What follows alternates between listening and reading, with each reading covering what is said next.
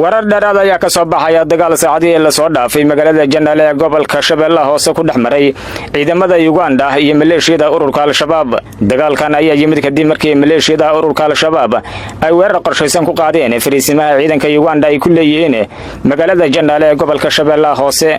waxaana weerarkaasi kadib labada dhinac dhexmaray dagaal toos oo la isku adeegsaday hubaad culus. waxaana hubkaasi diryankiisa laga maqlayay dhammaanba deegaanada ku dhow magaalada Janaale ee gobolka Shabeellaha Hoose.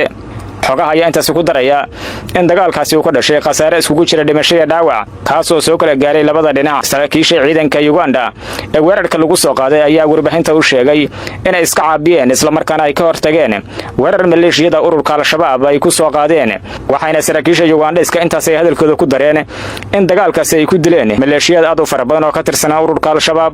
maleeshiyada ururka Al-Shabaab waxa war ilaa haatan kama aysan soo saarin dagaalkan ka dhacay magaalada Janaale ee gobolka Shabeellaha Hoose.